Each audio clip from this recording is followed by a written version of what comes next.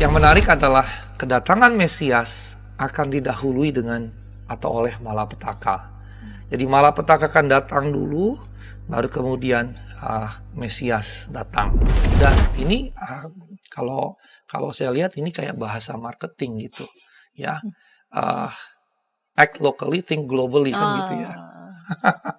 Dari tempat yang lokal, lokus yang lokal, bahkan yang kecil, betul. Ada masa kelahiran Mesias, ada penindasan dari kekaisaran Romawi, tapi kemudian masih akan muncul lagi malapetaka. Dan sebetulnya Mika mau menjelaskan bahwa malapetaka itu akan bisa terus terjadi.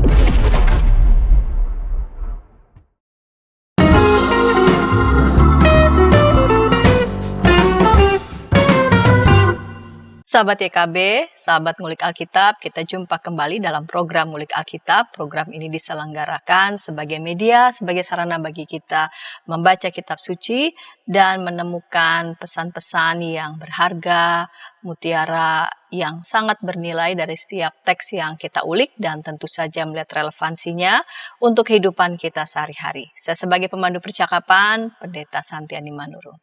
Sahabat, pada episode kali ini dalam program Ngulik Alkitab kita akan mengulik kitab Mika. Kitab Mika pasal 5 ayat 1 sampai 4. Kitab Mika pasal 5 ayat 1 sampai 4 dengan judul Bethlehem, Kota yang Kecil. Bethlehem, Kota yang Kecil. Saya mengajak sahabat dapat berinteraksi di kolom komentar yang sudah tersedia. Dan narasumber yang akan mengulik kitab Mika pasal 5 ayat 1 sampai 4 adalah Pendeta Sigor P. Sitanggang THD. Salam jumpa kembali Bapak Pendeta. Salam jumpa kembali Bu Pendeta Santi. Ya.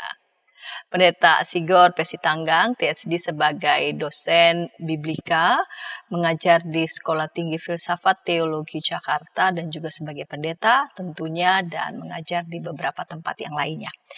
Bapak Pendeta, kita akan mulai saja episode kali ini ya. Baik. Kita akan mengulik Mika 5 ayat 1 sampai 4. Kita buka dalam doa. Silakan Bapak Pendeta dapat memimpin kita dalam doa. Baik, mari kita berdoa. Rekan-rekan di rumah masing-masing, mari kita juga berdoa. Terima kasih Tuhan untuk hari ini kami belajar kembali dalam Ngulik Alkitab dan kali ini kami akan belajar dari kitab Mika. Kiranya Engkau menyertai setiap kami sehingga apa yang kami sampaikan, apa yang kami dengar boleh membantu kami untuk semakin mengenal Engkau, mengasihi-Mu dan juga sesama. Demi nama Yesus Kristus kami berdoa dan mengucap syukur. Amin. Amin. Mika pasal 5 ayat 1 sampai 4. Perikop ini diberi judul Raja Mesias dan Penyelamatan Israel. Tetapi engkau, hai Bethlehem Efrata, hai yang terkecil di antara kaum-kaum Yehuda, dari antaramu akan bangkit bagiku seorang yang memerintah Israel, yang asalnya sudah sejak dahulu, sejak zaman dahulu. Sebab itu, ia akan membiarkan mereka sampai waktu perempuan yang sedang melahirkan telah melahirkan. Lalu selebihnya dari saudara-saudaranya akan kembali kepada anak-anak Israel. Ia akan teguh menggembalakan mereka dalam kekuatan Tuhan, dalam kemegahan nama Tuhan Allahnya. Mereka akan tinggal tetap, sebab sekarang kebesarannya akan sampai ke ujung bumi. Dia akan menjadi damai sejahtera apabila Asyur masuk ke negeri kita dan memasuki puri-puri kita. Kita akan membangkitkan melawan dia 7 gembala, bahkan 8 pemimpin rakyat. Baik Bapak Pendeta, di segmen pertama ini saya mau mengawali dengan Bapak Pendeta dapat menolong kita untuk memberikan penjelasan ataupun gambaran secara umum. Posisi kitab Mika ini kan dikenal sebagai nabi kecil, tapi bagaimana posisi dan kedudukan kitab Mika sendiri, Nabi Mika sendiri dengan kitab-kitab lainnya dalam Perjanjian Lama. Baik, terima kasih Ibu Pendeta Santi. Rekan-rekan sekalian, kitab Mika tadi seperti sudah dikatakan ini kitab yang kecil dan memang dia masuk dalam kelompok minor prophets begitu ya, atau nabi-nabi kecil. Biasanya kita membagi kitab nabi-nabi ini, kalau Perjanjian Lama kan dibagi 3, yaitu disebut tanah, Taurat, Naviim, dan Ketuvim. Tanah itu Tauratnya itu ya Kejadian sampai Ulangan, Neviim itu semua kitab para nabi, dan Ketuvim itu ya tulisan atau sastra begitu ya, seperti Mazmur dan lain-lain. Nah, Neviim ini kadang-kadang dibagi dengan dua bagian. Yang pertama pre-exilic period dan post-exilic period, kitab nabi sebelum pembuangan dan sesudah pembuangan. Itu kalau berdasarkan periode waktu di mana pembuangan Babel jadi patokan. Tapi kemudian di sisi yang lain ada pembagian lagi, yaitu major prophets dengan minor prophets. Major prophets itu nabi-nabi besar, minor prophets nabi-nabi kecil. Nabi besar itu misalnya Yesaya, Yehezkiel, Yeremia, dan Mika, nama Ibraninya Mikayahu. Ini kemudian masuk dalam kelompok minor prophets atau nabi-nabi kecil ini. Tapi dia bukan kelompok post-exilic period sebetulnya, dia pre-exilic, karena bagi sebagian pakar diyakini bahwa dia berasal dari zaman yang sama dengan Yesaya dan Hosea, kurang lebih ya sekitar abad ke-8 sebelum Masehi. Nah, kalau dipahami seperti ini berarti dia sebelum pembuangan. Karena kemudian di periode mendekati pembuangan, misalnya Nabi Yeremia mengutip Mika. Nah, otomatis kalau Yeremia mendekati masa pembuangan, Yeremia mengutip Mika, maka Mika kemudian berarti setelah ditulis baru dikutip Yeremia, yang karenanya berarti dia sebelum pembuangan. Ini yang bisa kita jelaskan dari segi periode waktunya.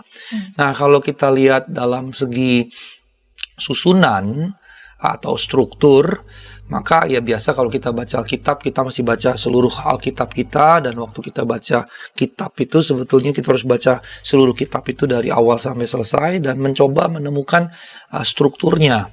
Jadi struktur itu menjadi hal yang penting dalam pembacaan. Nah, dalam kitab ini bisa dibagi 3. Pasal 1, 2, kemudian pasal 3 sampai pasal 5, kemudian pasal 6 sampai pasal 7. Nah, yang menarik adalah masing-masing dimulai dengan kata dengarlah. Ini merujuk sebetulnya kemudian di Ulangan pasal 6 ayat 4 sampai 6, Shema Yisrael, Yahweh Elohim, Yahweh Echad, dengarlah Israel, Tuhan Allahmu, Tuhan itu Esa. Dan Shema itu jadi kredo bangsa Israel, dengarlah. Shema, kredo yang sederhana tapi penekanannya pada konsep keilahian Yahudi, pada monoteisme itu. Tapi kata dengarlah, Shema, kemudian juga dikaitkan berikutnya pada selain mendengar, pada pemahaman, pada ketaatan. Maka ini menjadi menarik ketika Mika memulainya dengan dengarlah, Shema. Dan kemudian setelah itu modelnya announcement, pengumuman. Jadi ada pengumuman yang disampaikan begitu, dan nuansanya suram karena yang diumumkan adalah malapetaka atau hukuman begitu. Walaupun kemudian setelah itu ada ungkapan harapan. Jadi misalnya kalau kita lihat strukturnya, pasal 1 ayat 1 itu openingnya, pembuka. Pasal 1 ayat 2 sampai pasal 2 ayat 11 itu nubuat penghakiman. Tapi setelah penghakiman, pasal 2 ayat 12 sampai 13, walaupun kecil hanya 2 ayat, kemudian ada nubuat pemulihan. Kemudian pasal 3 ayat 1 sampai 12 nubuat penghakiman lagi. Kemudian pasal 4 ayat 1 sampai pasal 5 ayat 15 ada pemulihan lagi. Kemudian pasal 6 ayat 1 sampai pasal 7 ayat 6 nubuat lagi, nubuat penghakiman. Baru pasal 7 ayat 7 sampai 20 berisikanlah nubuat pemulihan. Jadi selang-seling ada penghakiman, ada pemulihan, ada penghakiman, ada pemulihan, ada penghakiman, terus terakhir kembali pemulihan. Dan saya baru saja memandu perkuliahan Apokaliptisisme dan Dunia Baru, dan tadi kami membahas teks Yesaya 65-66 tentang langit baru bumi baru yang dikaitkan oleh penggunaan terminologi yang sama dalam Wahyu pasal 21 oleh penulis Wahyu. Dan di situ saya katakan bahwa di dalam teks 65-66 itu ada gambaran Allah yang menghakimi, menyala-nyala seperti api gitu wajahnya. Tapi kemudian digambarkan lagi Allah yang memulihkan, Allah yang menghibur, Allah yang menguatkan. Dan nampaknya ini jadi konsep teologis yang konsisten ketika dia bicara wajah Allah. Jadi Allah pada satu sisi punya wajah kasih, pada satu sisi yang lain punya wajah adil. Maka dia get along together, kasih dan keadilan Allah. Di sini penghakiman bicara keadilan Allah. Dan nanti kita akan lihat apa yang dihakimi. Tapi di sisi yang lain setelah dihakimi toh juga ada kasih Allah yang diwujudkan dalam pemulihan. Nah, Mika ditulis menurut saya ini penulisnya sangat cerdas karena dia bisa bikin desain naratif penghakiman, pemulihan, penghakiman, pemulihan, penghakiman, dan kemudian pemulihan. Jadi betapapun manusia melakukan kejahatan baik individual maupun sosial dan dihukum oleh Allah, tapi kemudian tetap ada penghiburan di mana Allah setelah itu akan melakukan pemulihan bagi dalam konteks ini bangsa Israel. Nah, ketika kita lihat Ibu Pendeta Santi, kitab ini relatif pendek walaupun bukan yang terpendek ya. Kita di Perjanjian Baru ada kitab Filemon yang cuma satu pasal begitu, dan juga beberapa kitab lain Yudas. Tapi ini relatif pendek walaupun tidak terlalu pendek, ada 7 pasal di sini. Dan kalau kita lihat kalau dibagi-bagi, biasanya kalau saya mengajar mata kuliah tafsir, saya meminta mahasiswa saya juga membagi-bagi sesuai dengan tema dari satu kitab itu. Dan kita bisa lihat bahwa ada tema yang kuat di situ. Pertama ada ratapan. Ada ratapan, pasal 1 ayat 8 sampai 16, pasal 7 ayat 8 dan sampai 10 itu dikisahkan ratapan. Dan ini menarik karena ada kesan dimulai dengan ratapan, diakhiri juga kurang lebih ya, nggak persis di akhir, tapi di bagian pasal akhir itu juga ada ratapan. Dan bagi saya ini sebetulnya mau menunjukkan meratap itu sangat manusiawi. Meratap itu justru adalah bahkan rohani justru sebetulnya. Itu yang dilakukan dalam relasi dengan Allah dan sesama. Kemudian ada teofani, ada Allah yang menyingkapkan dirinya, pasal 1 ayat 3 sampai 4. Nah, berikutnya juga ada 2 himne permohonan dan juga menyampaikan keyakinan. Dan ini menarik karena di sini kalau kita kan bacanya hanya tulisan saja ya, hanya tulisan. Tapi sebetulnya itu adalah doa dalam bentuk himne, berarti kan nyanyian, doa nyanyian yang berisikan permohonan begitu. Nah, yang terakhir justru ini jadi salah satu ciri khas dari kitab ini, yaitu adanya gugatan perjanjian, pasal 6 ayat 1 sampai 8. Dan ini para pakar berkata ini genre atau jenis khusus, genre khusus.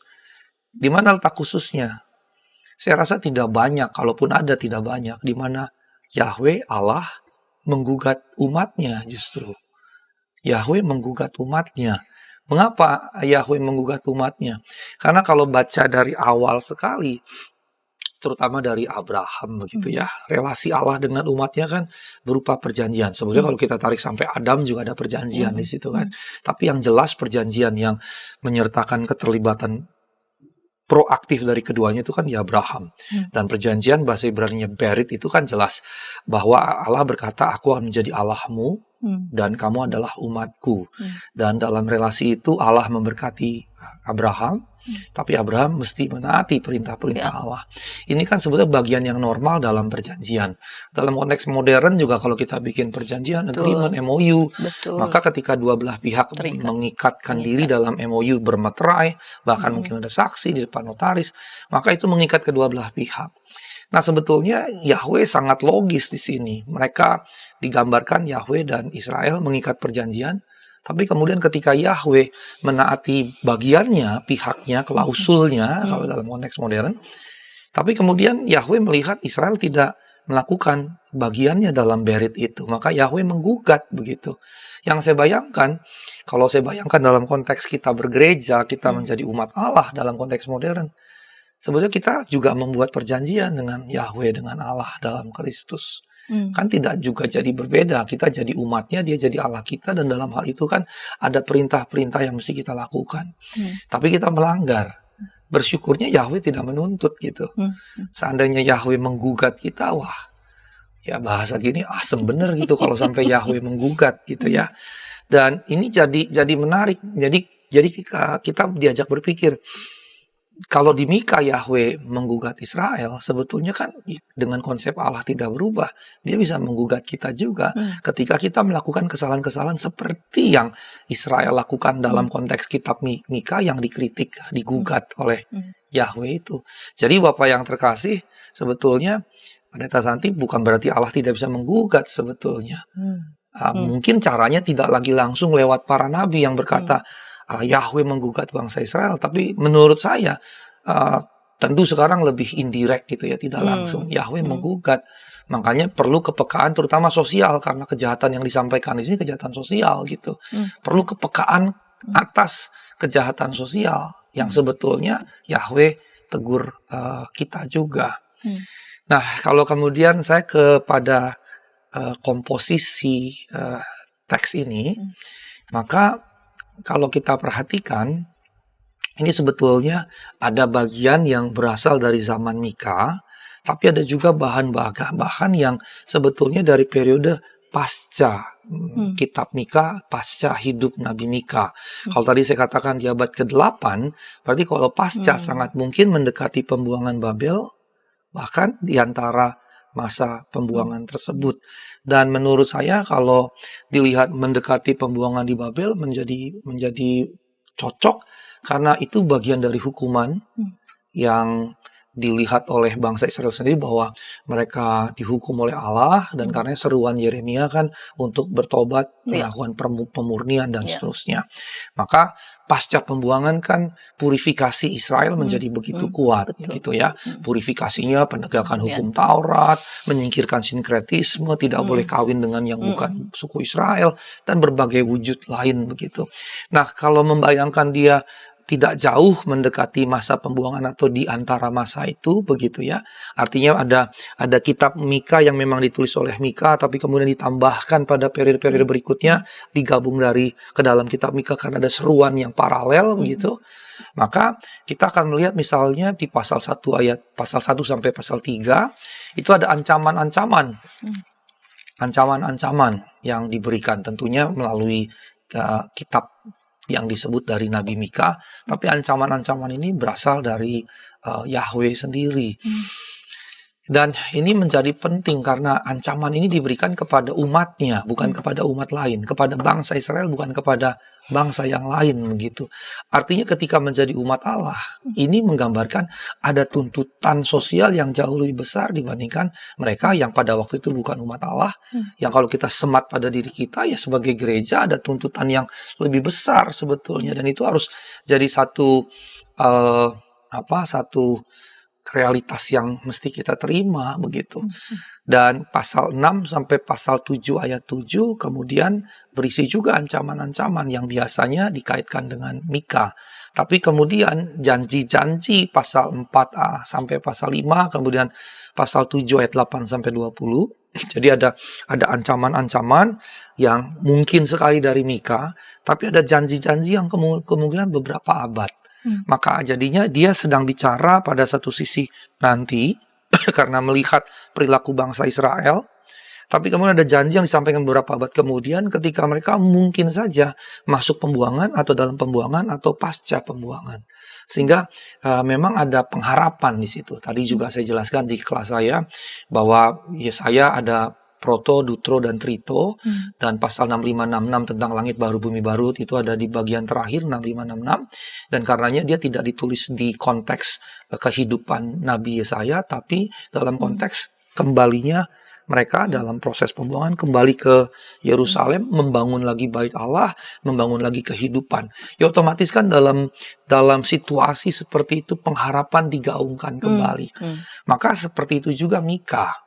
Nah tadi di kelas saya merelate Yesaya dengan Mika. Nah sekarang saya merelate Mika dengan Yesaya karena sebetulnya dia korelatif sekali. Dia berada di periode Yesaya sendiri berasal dari zaman yang sama dengan Mika, tapi bagian-bagian berikutnya Yesaya sama dengan bagian-bagian berikutnya Mika, berasal dari periode setelahnya, sesudahnya, di konteks pembuangan, dan sangat mungkin di antara pembuangan mau beralih kembali dari pembuangan Babel kepada perjalanan pulang ke Yerusalem dan ke Israel, sehingga nuansanya sama sekali. Ada kemiripan yang luar biasa, ada penghakiman, ada ancaman, tapi kemudian ada pemulihan. Dan karena para pakar berkata ini pemulihan berasal dari abad sebelumnya, sesudahnya, ketika mereka mulai kembali. Dan biasa dalam momen itu ada pengharapan yang dibangun. Bahkan dalam konteks Yesaya, pengharapannya mulai dari pengharapan messianic hope, sampai ke apocalyptical hope. Karena hanya di Yesaya ada konsep langit baru bumi baru. Kalau di Mika tidak ada. Yang ada hanya konsep pemulihan begitu. Nah, kalau kita lihat lagi janji-janji yang ada, itu sudah mengandaikan kejatuhan Yerusalem dan pembuangan ke Babel begitu. Abad ke-6. Yang berarti sangat mungkin dia ditulis di bagian itu di periode atau setelahnya. Nah, kalau kita lihat bagaimana mereka melihat Sion seperti digambarkan kitab Mika, maka Sion dianggap tinggi begitu. Pasal 4 ayat 1 sampai 4, dan muncullah karakter mesianis begitu.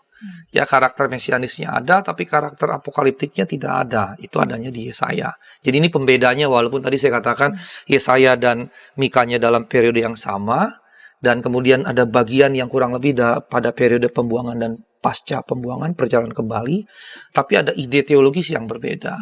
Mika hanya di Messianic Hope, sementara Yesaya ada sampai langit baru, bumi baru, apocalyptical hope gitu ya. Dunia yang akan dibaharui di sana. Nah, dengan ditinggikannya Sion memang otomatis akan berkaitan erat dengan Messianic Hope tadi, karena pengharapan akan Mesiasnya hadir dari Sion, dan Sion itu nama lain dari Yerusalem. Dan dengan menyebutkan Yerusalem sebagai Sion, ini sebetulnya bagi para pakar menunjukkan bagian-bagian yang memberikan glorifikasi bagi Sion itu berasal dari periode waktu sebelum pembuangan. Nah, ini menarik karena berarti dia dirajut sedemikian rupa gitu. Maka kalau kita membacanya, kalau membaca sekejap saja kita akan tidak bisa membedakan. Tapi kalau pembacaan yang teliti akan nampak begitu. Karena memang pengglorifikasi Yerusalem sebagai Sion itu memang adanya di sebelum pembuangan, pre-exilic period. Setelahnya sudah tidak lagi. Setelahnya itu kemudiannya purifikasi lah, kemudian mesianik politik, segala macam. Kira-kira seperti itu. Baik, Pak Pendeta tadi sudah menyebut di segmen pertama ini panjang begitu ya, memberikan gambaran umum, menolong kita nanti akan melihat teks ini sendiri di pasal 5 ayat 1 sampai 4 tentang Messianic Hope, ya, Raja Mesias dan penyelamatan Israel. Pak Pendeta tadi sudah menyampaikan janji yang menekankan pentingnya Sion secara khusus sebelum ya, pre pembuangan. Namun ini kita lihat nanti pasal 5 ada kata Hai Bethlehem Efrata. Nanti kita lihat bagaimana pernyataan Hai Bethlehem Efrata ini begitu sangat penting dalam kaitan dengan Messianic Hope. Kita akan ulik ini di segmen kedua, namun sebelumnya kita dengarkan pesan-pesan berikut ini.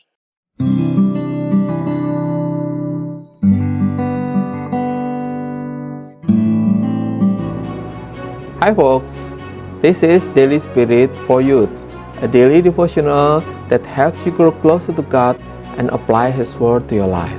Daily Spirit for Youth dapat Anda saksikan hari Senin sampai Sabtu pukul 4.30 waktu Indonesia Barat di channel YKB TV. Kita jumpa dalam acara Pembangunan Jemaat. Pembangunan Jemaat setiap Senin di minggu kedua dan keempat pukul 20 waktu Indonesia Barat. Dapat Anda nikmati di channel YKB TV.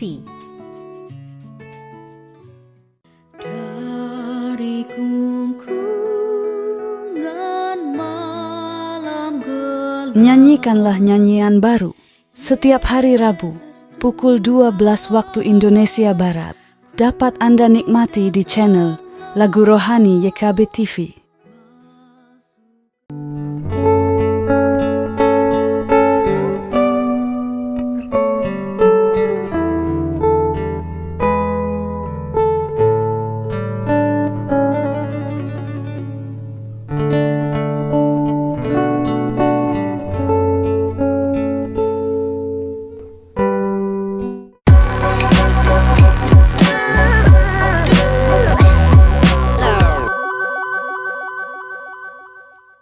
Sahabat, senang masih bersama dengan kami dalam program Mengulik Alkitab. Pada episode kali ini kita mengulik Mika pasal 5 ayat 1-4 diberi judul Bethlehem, Kota yang Kecil. Saya mengajak sahabat dapat berinteraksi di kolom komentar yang sudah tersedia.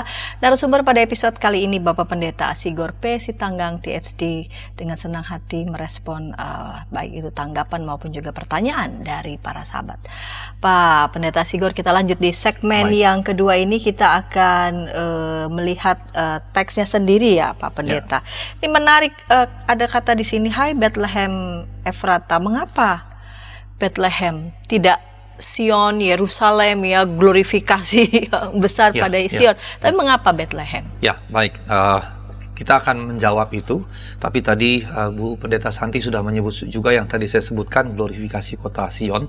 Jadi memang kita harus bear in mind dulu dalam konteks berpikir orang Yahudi, Yerusalem itu kota suci. Ya, di situ ada Bait Allah, dan Bait Allah dipahami tempat di mana hadirat Allah, kadang-kadang dalam bahasa Ibrani disebut Shekinah, begitu hadirat Allah dinyatakan. Dan kitab Yesaya di bagian awal ketika panggilan Yesaya diberikan, dia menggambarkan Bait Allah yang begitu kuat, memiliki presensi kehadiran Allah itu ya. Jadi Bait Allah menjadi sentral begitu. Jadi dalam agama Yahudi sentralnya tentunya Bait Allah.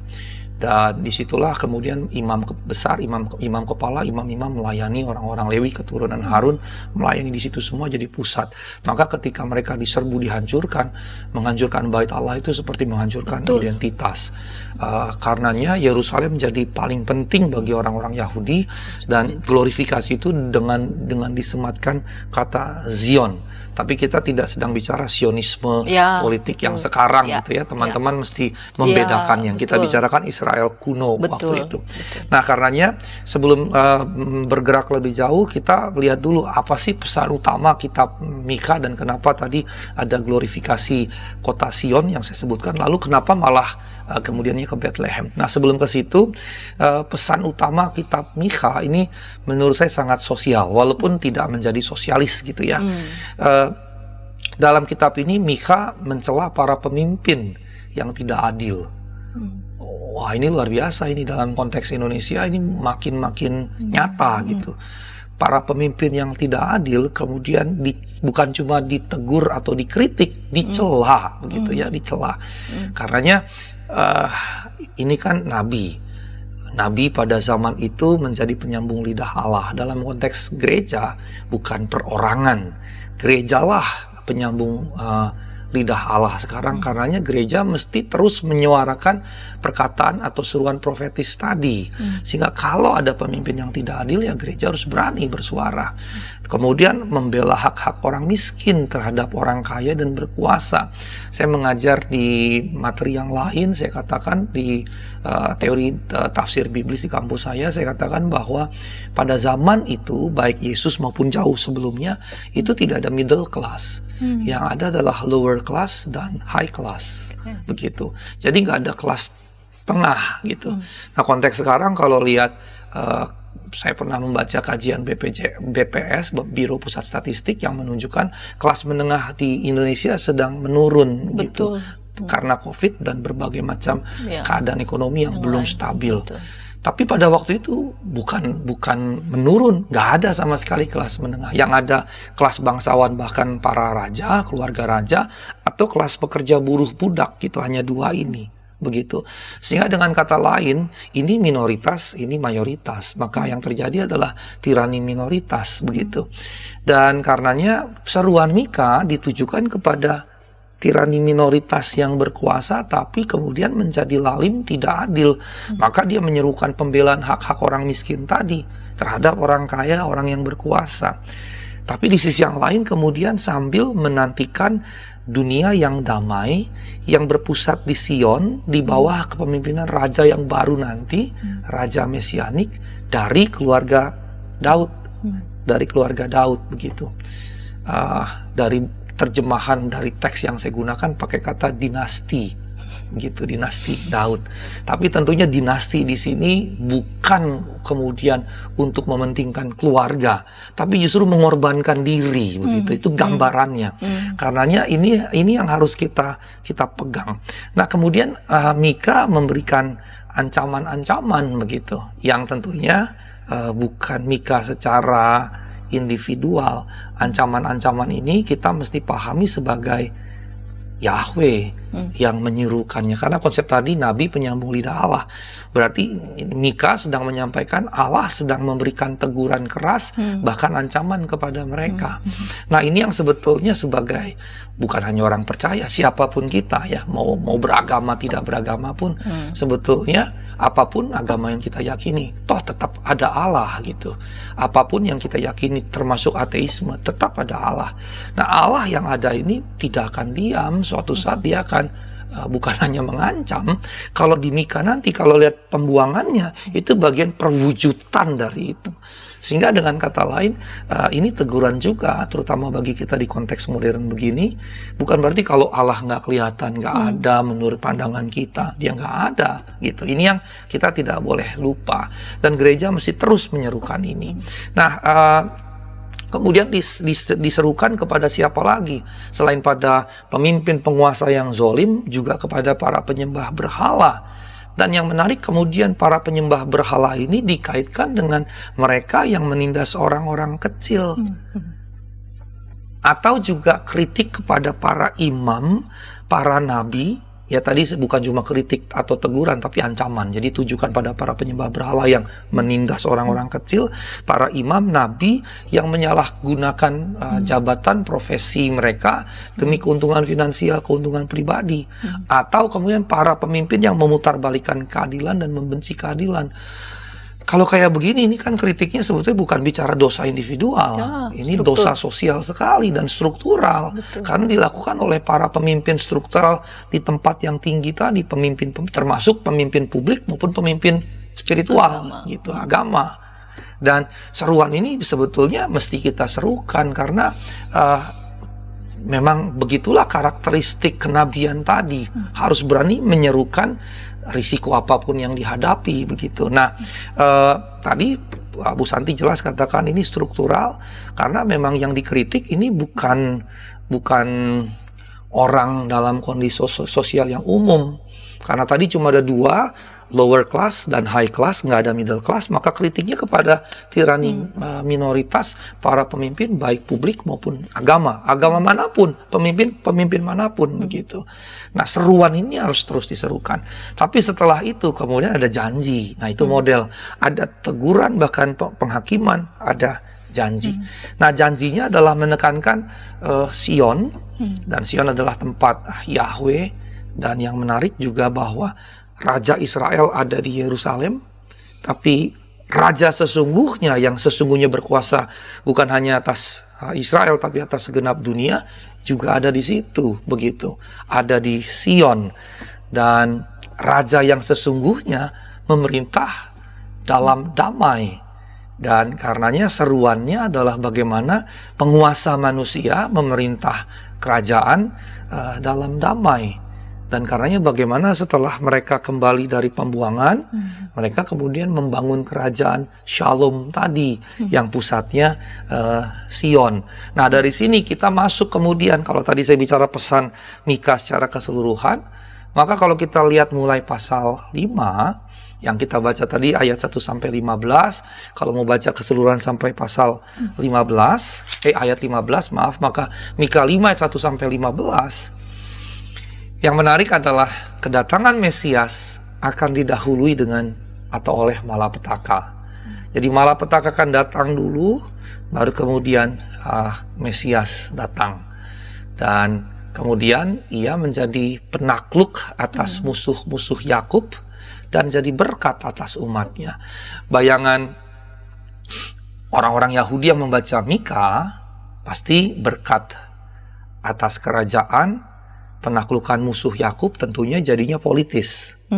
Pasti dalam benak mereka.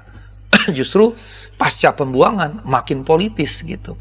Apalagi kalau kita ingat abad kedua, abad ketiga sampai abad kedua sebelum Masehi, itu ada dinasti Hasmonean, ya, keluarga Makabe dan seterusnya, yang kemudian sempat membangun kerajaan yang merdeka dan punya wilayah yang sangat luas, bahkan konon luas wilayahnya melampaui kerajaan Salomo.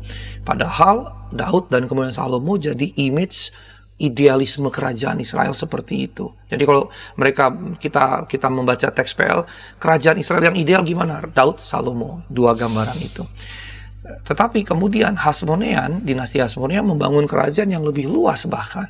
Tapi dia bukan orang Yehuda. Sementara Mesias dari Yehuda keturunan Daud. Hasmonean itu dari keluarga Makabe yang notabene keluarga imam besar. Imam besar yang berarti Lewi. Maka image yang berkembang pada saat itu di abad ketiga kedua, kalau dinasti Hasmonea yang dari imam besar yang suku Lewi saja bisa membangun kembali, apalagi Mesias yang dari Allah yang sejati sesuai janji para nabi, yaitu Yehuda keturunan Daud, begitu. Sehingga pengharapan mesianiknya makin mengental dan bukan residu tapi akar-akar awalnya sudah nampak di kitab Mika karena ditulis di bagian belakang. Tapi kemudian di bagian ini muncullah nama Bethlehem yang sebetulnya dari Kejadian 4 pun sudah ada. Tapi dari Kejadian pasal 4 ayat 8-7 itu, kalau kita lihat Bethlehem memang dari awal tidak pernah menjadi kota yang penting. Bethlehem tidak pernah jadi kota yang penting, kota yang bahkan dikatakan terkecil. Kalau tidak terkecil ya kecil. Makanya kita ingat lagu Natal kita, Bethlehem kota mungil, ya. Kita menggunakannya kota mungil. Saya memilih kota kecil.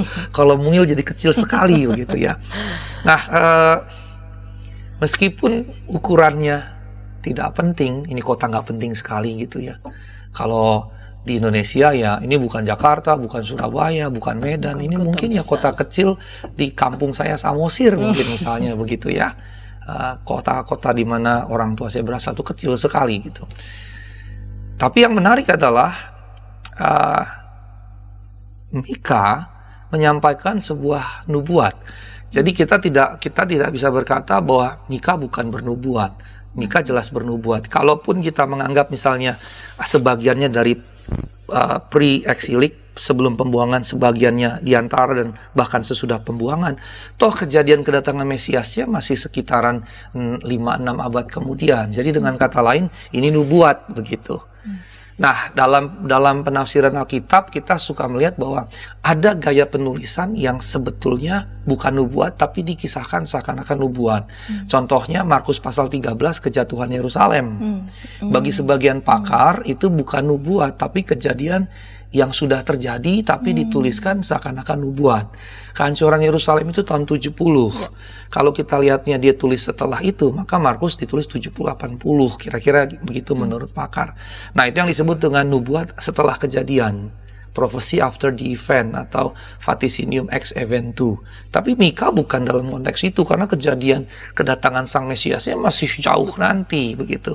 Maka ketika dia menyampaikan nubuat tentang kehadiran Mesias, kemudian juga menyebut nama kota Bethlehem yang kecil, bahkan ditambahkan Efrata, dan kata Efrata mungkin ada kaitan dengan Efraim, dan ini ternyata akar katanya artinya fruitful, berbuah.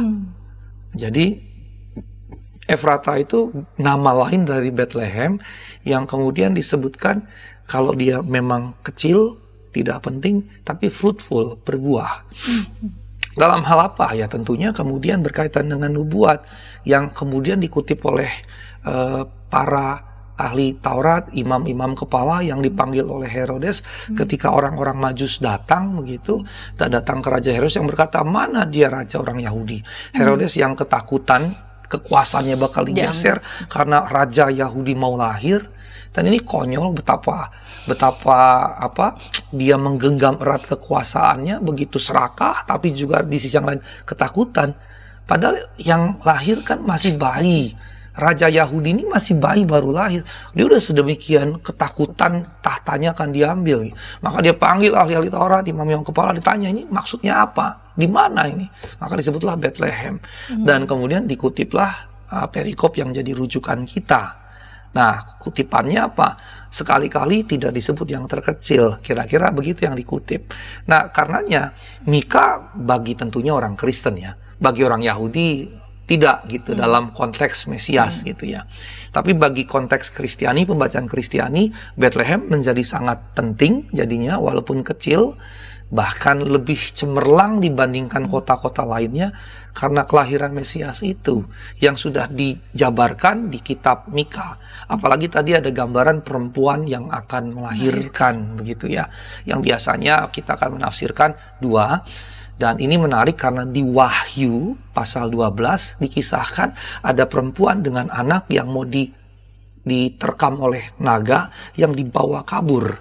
Itu kan bicara Yesus sang anak dengan tentunya perempuan bisa dua. Israel yang menghadirkan Mesias dan secara individual Maria yang melahirkan sang Mesias. Nah, perempuan yang melahirkan juga bisa dua. Secara kebangsaan Israel, secara individual ya Maria itu gitu. Karenanya memang kemudian itu juga yang digunakan untuk nubuat tentang kelahiran Mesias. Jadi orang-orang Kristen akan membaca Mika pasal 5 ayat 1 dan seterusnya sebagai nubuat tentang bahkan Sang Maria itu sendiri gitu ya. Walaupun nanti di teks-teks yang lain ada kata perawan itu yang dikutip di PB, sebetulnya di Perjanjian Lama tidak ada kata perawan, hanya perempuan muda begitu ya. Tapi perempuan muda dalam bahasa Ibrani diterjemahkan dalam bahasa Yunani jadi perawan. Yang memang perawan pasti muda karena istilah perawan itu memang untuk usia yang perempuan yang masih sangat muda, karena perempuan pada zaman itu tidak lama setelah mulai haid sudah bisa dinikahkan 15-16 itu lumrah. Jangankan 2000 tahun yang lalu, zaman kita saja masih banyak yang seperti itu, apalagi di pedalaman. Zaman saya masih kecil, zaman nenek saya misalnya, nenek saya yang kedua itu dinikahkan persis belum lama setelah pubertas begitu. Jadi lumrah kalau kemudian konsep seorang anak perempuan muda dianggap oleh penerjemah Septuaginta perawan muda, karena memang perawan muda pasti masih sangat muda belia. Tapi itu tetap ada interpretasi begitu. Nah, di sini seorang perempuan yang melahirkan, maka diinterpretasi dua tadi, Israel ataupun perempuan, Israel secara nasional, perempuan secara individual yaitu Maria yang dilahirkan Mesias dalam pembacaan Kristen ya Yesus. Nah, ini yang membuat kemudian Sion menjadi kalah penting dibandingkan Bethlehem. Sebagai manusia, Tuhan kita berasal dari kota Daud. Kota Daudnya bukan Sion tapi Bethlehem gitu, karena Daud juga berasal dari Bethlehem. Maka penyebutan anak Daud ternyata bukan sekedar secara genetik dia keturunan Daud, baik kalau menurut Matius dari bapaknya, menurut Lukas dari ibunya, bukan hanya keturunan silsilah itu, tapi juga kotanya ternyata dia berasal dari kota Daud. Jadi secara manusia dia berasal dari kota Daud sebagai anak Allah, dia hidup dalam kekekalan. Nah, ini aspek berarti kemanusiaannya. Nah, meskipun orang-orang Yahudi, kawanan domba Yahudi menolaknya, dia adalah gembala domba-domba tersebut. Dan dia menciptakan perdamaian dengan pengorbanannya di kayu salib begitu. Nah, kalau kita melihat dalam konteks Mika, ada bangsa Asyur, ada juga bangsa Babel, dan dalam konteks kuno Asyur secara harfiah, dalam konteks modern akan ada bangsa-bangsa quote-unquote Asyur maupun Babel yang akan mengancam kita. Jangan sampai tanpa kita sadari, justru kita yang jadi Asyur atau Babel bagi orang-orang lain gitu. Ini yang mesti kita juga sadari, para pemirsa yang budiman. Jangan sampai tanpa kita sadari justru kita jadi alat, ya saya berani katakan alat iblis lah dalam konteks kejahatan, karakter kejahatannya gitu. Jangan sampai kita yang justru jadi Asyur modern tadi atau Babel modern yang mengancam, yang menindas bukan hanya umat, bahkan para gembala begitu. Nah, kalau kita lihat di situ ya, dalam Mika pasal yang kelima ada gambaran di situ tentang kepemimpinan, di mana dalam kepemimpinan di situ ada seruan untuk tidak bergantung pada hal-hal seperti kuda, kereta perang, kota bertembok. Ini juga kontekstual dalam zaman modern ini. Dalam zaman modern kita juga bisa bergantung pada harta kekayaan kita, pada kekuasaan kedudukan kita, pada posisi kita, pada segala bentuk kemegahan yang kita punya. Dan ternyata Mika menyerukan ini loh. Ini saya juga cukup terkejut. Tapi inilah tiap kali kita mempersiapkan materi terkait kitab suci, kalau kita mau membiarkan diri kitab suci bicara, kita justru menemukan banyak seruan-seruan yang cukup mengejutkan. Di kitab Mika itu seperti dianggap ilmu sihir. Jadi dengan kata lain, termasuk dalam konteks modern kan, harta kekayaan, kedudukan, posisi, kekuasaan dan lain-lain, itu kan seperti kekuatan sihir yang bisa menyihir orang begitu. Dan jelas sekali kekuasaan, kedudukan, kekayaan itu bisa mengubahkan seseorang. Begitu, dari orang yang sederhana jadi orang yang bergelimpangan dan flexing begitu ya. Dan negeri kita sedang mengalami peragaan itu. Beberapa waktu yang lalu anak flexing pejabatnya ditangkap. Kalau sekarang orang bebas flexing tanpa ada rasa takut sama sekali gitu.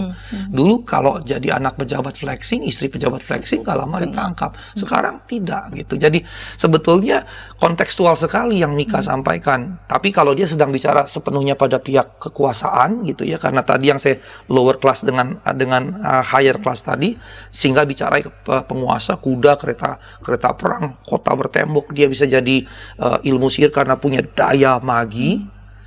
Begitu juga ke dalam konteks modern, segala hal yang materialistik, hedonistik punya daya magi menarik kita, begitu. Dan di sini dikatakan ilmu sihir dianggap sebagai ilmu sihir karena menghilangkan kepercayaan umat Allah kepada Allah dan menggantungkan kepercayaannya, menggantungkan keyakinannya, pengharapannya pada semua itu, begitu. Dan sekali lagi saya mau katakan itu kontekstual. Maka kalau misalnya saya lihat secara khusus pasal 3 dan pasal 5 ayat 3 dan 4, kalau kita lihat ayat 4-nya, ia akan menyerahkan mereka sampai pada waktu seorang perempuan yang bersalin melahirkan, dan sisa-sisa saudara-saudaranya akan kembali bersama dengan orang-orang Israel. Ini saya terjemahkan saja. Dan ini waktu seorang perempuan yang bersalin melahirkan, ini kan yang tadi saya katakan begitu. Sisa-sisa saudaranya kadang-kadang orang pahami sebagai the remnants of Israel begitu. Karena memang kan pasca pembuangan di Babel, tidak semua kembali ke Babel begitu. Kemudian setelah saya tadi katakan Hasmonean itu juga datang lagi tahun 150 kurang lebih, diserbu lagi begitu. Dan baru dari momen itu digantilah dengan Herodes, sehingga dinastinya berubah dari Hasmonean jadi Herodian dengan Raja Herodes. Nah, sisa-sisa itu bicara ya orang-orang yang berserakan yang kemudian akan kembali bersama dengan orang Israel, berkumpul kembali.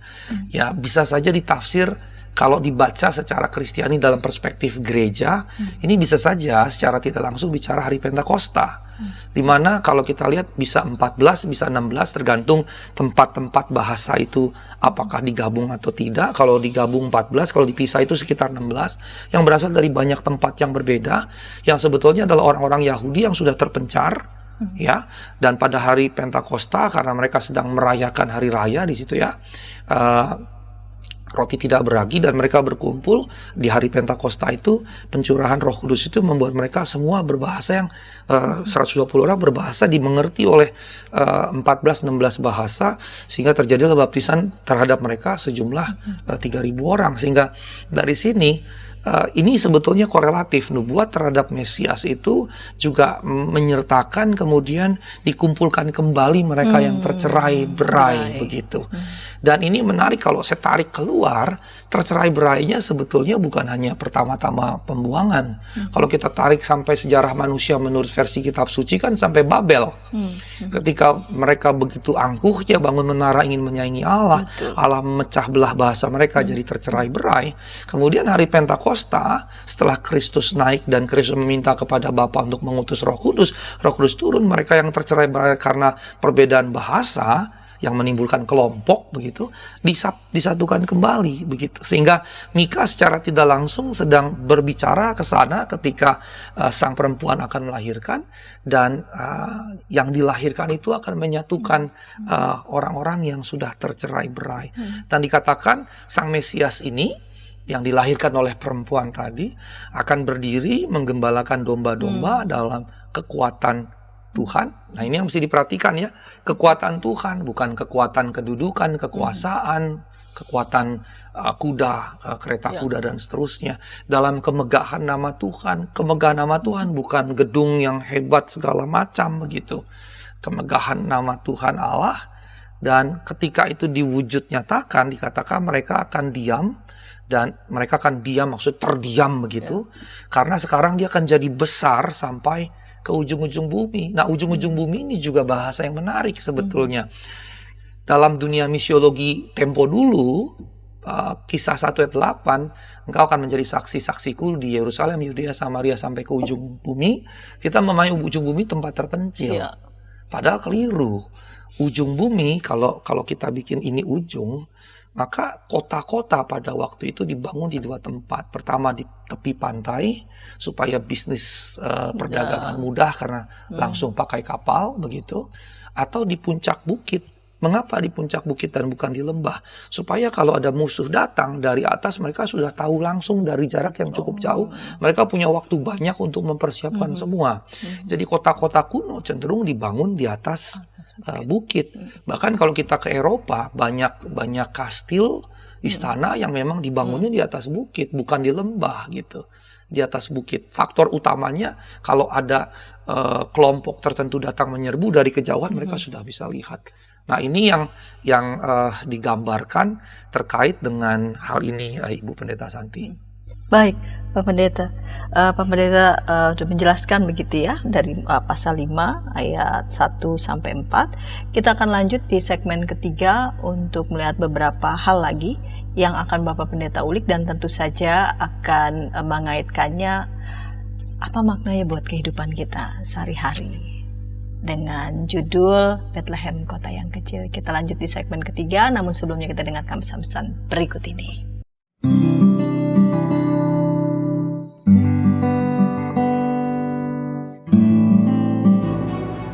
Hi folks, this is Daily Spirit for Youth, a daily devotional that helps you grow closer to God and apply His Word to your life. Daily Spirit for Youth dapat Anda saksikan hari Senin sampai Sabtu pukul 4.30 waktu Indonesia Barat di channel YKB TV. Kita jumpa dalam acara pembangunan jemaat. Pembangunan jemaat setiap Senin di minggu kedua dan keempat pukul 20 waktu Indonesia Barat. Dapat Anda nikmati di channel YKB TV. Dari gungkungan malam gelap, Nyanyikanlah nyanyian baru setiap hari Rabu pukul 12 waktu Indonesia Barat. Dapat Anda nikmati di channel Lagu Rohani YKB TV.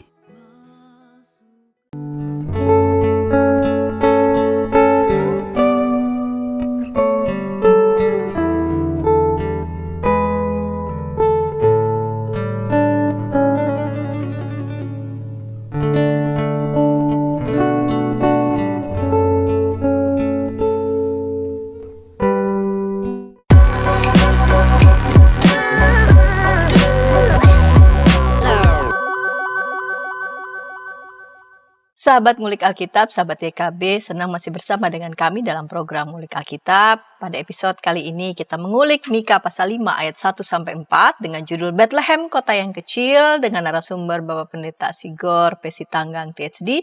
Kita memasuki segmen yang ketiga. Baik Bapak Pendeta, di segmen yang ketiga ini, segmen penutup di episode Bethlehem, Kota yang Kecil, Mika pasal 5 ayat 1-4. Ada hal apa lagi yang Pak Pendeta bisa lihat lalu kemudian temukan di teks ini, dan tentu saja relevansinya untuk kehidupan kita sehari-hari. Baik, terima kasih Ibu Pendeta Santi.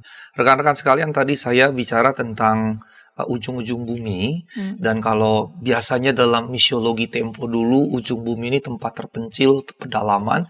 Sebetulnya dalam pemahaman biblis yang lebih tepat, ujung bumi justru pusat.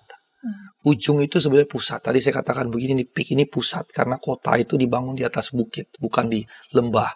Sehingga ujung bumi sebetulnya bukan pedalaman. Ujung bumi adalah pusat. Maka ujung-ujung bumi yang dimaksud pusat-pusat kekuasaan.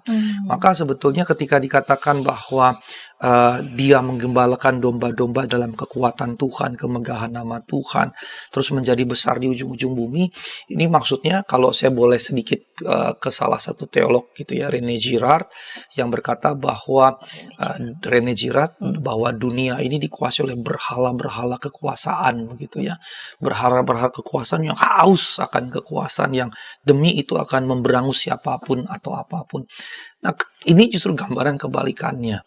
Sang penguasa dari Bethlehem ini akan menampakkan kekuatan, kemegahan Tuhan, bukan duniawi, dan akan menjadi besar sampai ke ujung-ujung bumi, tapi bukan menjadi berhala-berhala yang haus kekuasaan, tapi kebalikannya justru. Dia menghadirkan antitesis dari model berhala kekuasaan tersebut. Dan antitesis dari sini salah satunya adalah dia yang jadi sang penguasa itu bukan muncul dari kota besar, bukan muncul dari ibu kota, bukan muncul dari kota yang jadi pusat penyembahan bangsa Israel, tapi justru berasal dari kota sangat kecil, yaitu Bethlehem.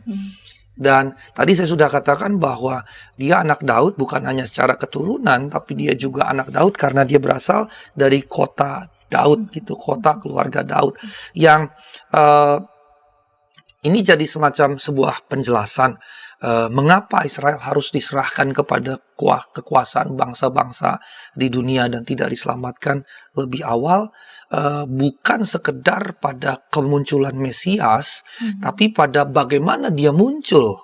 Bukan sekedar bahwa Mesias muncul begitu, tapi bahwa bagaimana Mesias itu muncul, yaitu lahir di Bethlehem, bukan di Yerusalem, bukan di kota Daud. Mengandaikan bukan Daud ketika dalam kekuasaan besarnya, tapi mengandaikan Daud asal muasalnya. Ketika dia dalam kondisi belum apa-apa, bukan siapa-siapa. Begitu. Sehingga dalam kondisi dia belum punya tahta, dalam kondisi keluarga biasa-biasa. Dan kemudian ini seperti juga mengandaikan Daud akan mengalami lagi itu. Daud dalam pengertian dinasti Daud. Dan kita melihat bahwa kemudian karenanya dalam pembuangan kan dikuasai dan dijarah sana sini dan seterusnya. Maka dengan kata lain, Mika mau menjelaskan bangsa Israel punya nasib yang ditimpakan kepada bangsa itu, dan juga secara khusus pada keluarga kerajaan Daud, karena setelah Daud raja-raja berikutnya ya bisa kita katakan dengan bahasa sekarang murtad dari Tuhan, menjauh dari Tuhan, menyembah berhala, tapi bukan sekedar ritus penyembahan individual atau ritualistik, tapi secara sosial begitu ya. Secara sosial gitu, karena memang Mika ini kita tidak bisa memisahkan berhala yang sifatnya ritualistik dengan berhala yang sosial tadi, satu kesatuan. Jadi dalam pemahaman Mika, orang yang melakukan segala kejahatan sosial sebetulnya memiliki berhala sosial gitu. Sekalipun dia Kristen gitu. Dan ini seruan yang menarik bagi kita juga rekan-rekan yang mendengarkan. Kita mesti memperhatikan kalau tadi bagian ketiga apa yang kita bisa dapat, ini salah satu yang kita bisa pegang betul, bahwa ketika kita melakukan tindak bahkan kejahatan sosial, ya kita jadi juga punya berhala sosial, dan itu berhala kita sekalipun kita percaya kepada Sang Pencipta gitu. Nah, ini kritik terbesarnya. Dan kemudian ketika kemudian Israel diserahkan ke dalam kekuasaan musuh-musuhnya, ini perwujudan dari hukuman atas dosa-dosa itu. Sehingga sebetulnya Alkitab juga mau menyaksikan, kalau tadi yang pertama tadi ya, kejahatan sosial kita, itu menunjukkan kita punya berhala sosial. Tapi yang kedua, ada konsekuensi yang harus kita tanggung ketika kita melakukan kejahatan-kejahatan. Mungkin kita bisa bebas dari hukum manusia, tapi Allah adalah adil yang akan kemudian menegakkan hukumnya. Kapan kita nggak tahu, tapi ini justru seruan yang disampaikan oleh kitab Mika. Nah, karenanya ketika kita membaca teks ini, maka kalau kita lihat itu bukan yang dialami oleh Israel, bukan penindasan terakhir dari sekian banyak penindasan, tapi justru akan berlangsung lagi begitu. Pada masa kelahiran Mesias ada penindasan dari kekaisaran Romawi, tapi kemudian masih akan muncul lagi malapetaka. Dan sebetulnya Mika mau menjelaskan bahwa malapetaka itu akan bisa terus terjadi. Jadi ketika ini terjadi, kita tidak merefleksikan kepada orang lain ya, kalau itu kita menghakimi, tapi merefleksikan pada diri kita sendiri begitu ya. Tapi intinya adalah untuk melihat bahwa kita mesti peka apakah kita melakukan kejahatan sosial yang menunjukkan berhala sosial tadi, yang karenanya Allah tentu akan menghukum. Mengapa? Karena prinsipnya Mika menjelaskan Allah bahkan akan menggugat kita gitu. Itu yang menarik yang bisa kita pelajari. Nah, kemudian kita juga bisa melihat bahwa bukan Yerusalem yang disebut Sion yang mengalami glorifikasi itu yang jadi tempat kelahiran Sang Mesias tadi, tapi justru dia memilih tempat ketika Daud belum siapa-siapa, ketika keluarga Daud juga cuma keluarga peternak begitu ya, dan Daud pun digambarkan hanya memiliki beberapa ekor yang dia gembalakan begitu. Dan tempat ini, Bethlehem yang disebut fruitful tadi, justru itu yang dipilih, yang dinubuatkan akan menjadi tempat kelahiran Mesias. Maka dari sini kita bisa melihat bahwa perikop ini yang kemudian digunakan oleh Matius, kalau dalam tafsir disebut reader response, teks ini dibaca oleh teks ini gitu ya. Jadi teks Mika dibaca oleh teks Matius, dan teks Mika digunakan untuk mengafirmasi apa yang diyakini dalam teks Matius gitu. Bahwa memang Yesus dari Bethlehem, dan karenanya diteguhkan oleh Mika, berarti Yesus adalah Mesias, dan karenanya karakteristik Yesus seperti Mesias dalam Mika, di mana dia berasal bukan dari kota yang besar, bukan dari ibu kota, bukan dari pusat kekuasaan, tapi justru dari tempat yang tidak diperhitungkan, yang oleh masyarakat dianggap kota kecil, tidak menyenangkan. Bahkan kalau lihat bagaimana ahli-ahli Taurat berkata, bukan yang terkecil, sesungguhnya engkau bukan yang terkecil, justru menunjukkan fakta yang terkecil begitu. Ketika mereka berkata, sesungguhnya Bethlehem bukan yang terkecil, itu sebetulnya menunjukkan yang dibayangkan, dipahami oleh masyarakat saat itu memang kota terkecil yang tidak dianggap gitu. Nah, karenanya justru dari situ, dari tempat yang kecil, bukan apa-apa, bukan pusat kekuasaan, justru hadir Sang Mesias yang kemudian bukan hanya sekedar menjadi penguasa, bukan sekedar menjadi penguasa yang besar, tapi justru jadi penguasa yang jadi penyelamat bagi segenap umat manusia begitu. Dan ini kalau saya lihat ini kayak bahasa marketing gitu ya. Act locally, think globally kan gitu ya. Dari tempat yang lokal, lokus yang lokal, bahkan yang kecil betul, malah jadi mendunia, mengglobal begitu. Yang kalau kita bawa dalam konteks kita, maka kita tidak boleh kemudian baik dari kita mengabaikan hal-hal yang kita anggap orang anggap remeh, anggap kecil segala macam, ataupun dari kitanya sendiri kepada orang-orang lain. Kita tidak boleh karenanya kemudian menganggap remeh, menganggap rendah, menganggap hina mereka yang kecil justru. Dan ini karena saya masuk kepada bagian yang keempat sebetulnya, tapi berkaitan dengan yang ketiga, justru menunjukkan keberpihakan Allah. Kepada siapa? Kepada orang yang kecil. Tadi kan saya katakan bahwa tidak ada middle class, yang ada adalah higher class, lower class. Dan ini tirani minoritas. Yesus kalau lahir di Yerusalem, dia masuk kelompok sini. gitu. Tapi dia lahir di Bethlehem, kota kecil sekali yang tadi perhitungan. Dia lahir di sini, di lower class ini. Jadi menunjukkan sebetulnya bahkan kelahirannya menunjukkan keberpihakannya pada lower class ini, pada kebanyakan orang. Nah, karenanya kemudian keberpihakan ini dihadirkan dengan ketika dia bertambah usia, kemudian mulai melayani, memberitakan Injil, mati, maka kematiannya justru menunjukkan posisi dia sebagai penguasa, bukan penguasa seperti ini. Jadi keberpihakan pada si lemah, si kecil, si hina, si rendah ini, sambil di sisi yang lain dia contohkan kepada yang di atas, kalau engkau jadi penguasa, engkau harus seperti ini. Penguasa yang sejati, pemimpin yang sejati justru harus mau berkorban bagi mereka yang rendah dan bukan kemudian malah menindas yang lemah. Dan ini gambaran yang Mika hadirkan, dan ini seruan yang mesti kita bukan hanya kita dengarkan sekarang, harus terus-menerus kita serukan terus begitu. Keberpihakan kita harus kepada yang kecil, yang lemah, yang hina. Makanya salah seorang imam Yesuit di Amerika Selatan ya punya konsep preferential option for the poor. Baginya teologi Yesus itu keberpihakan khusus kepada orang miskin, orang lemah dan seterusnya. Makanya preferential option for the poor. Tapi kemudian saya menulis artikel menambahi sebetulnya idenya bukan sekedar keberpihakan Yesus pada si orang miskin, lemah dan papa, tapi pada sisi yang lain Yesus mau tunjukkan kepada yang di atas. Berhadapan langsung dengan. Iya, berhadapan langsung dan mau menunjukkan mereka yang ada di atas, para pemimpin, para penguasa dan seterusnya juga harus menggunakan ini, bukan menindas yang ini, tapi justru untuk mengangkat yang ini, begitu. Dan Yesus naruh dirinya sebagai jembatan untuk relasi keduanya. Sehingga yang terjadi sebetulnya konsepnya bukan perlawanan kelas.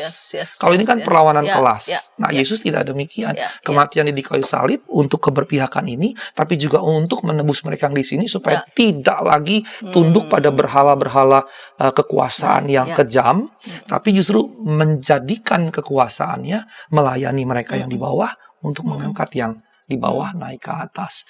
Nah, ini yang saya baca dari dan saya kulik dari kitab Mika yang sungguh sangat menarik, Bu Pendeta Santi. Baik, Pendeta Sigor. Memang bukan sosialis ya, tapi ini seruannya menarik ya. Jadi jika kita berpikir bahwa pertentangan abadi itu pertentangan lawan antar kelas ya, tapi Yesus hadir bukan untuk itu ya. Jadi ini bukan perlawanan kaum borjuis melawan kaum proletar gitu. Iya. Tidak seperti itu. Kalau ini kapitalis, ini kan sosialis. Sampai bukan kapan itu. terus akan terus bertarung. Betul.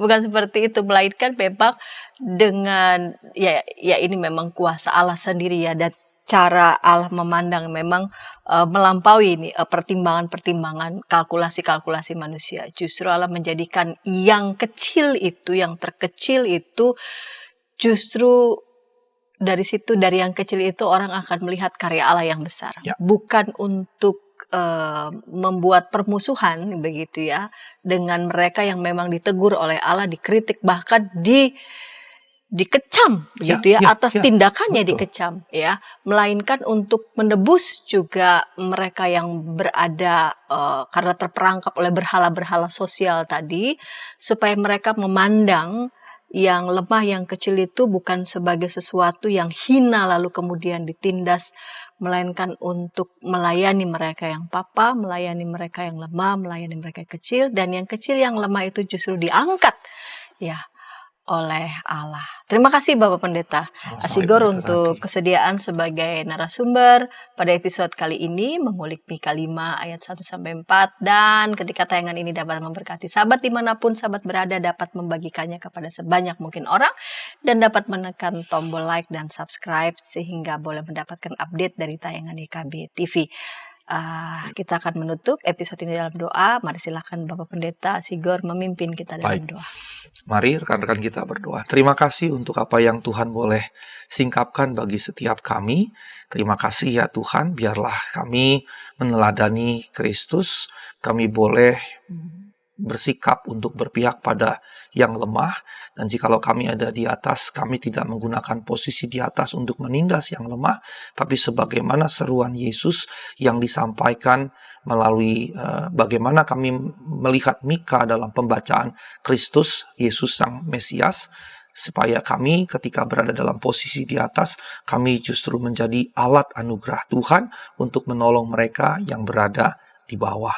Terima kasih Tuhan, kami serahkan dalam tangan-Mu, tolonglah dan mampukanlah kami. Demi nama anak-Mu kami berdoa dan mengucap syukur. Amin. Amin.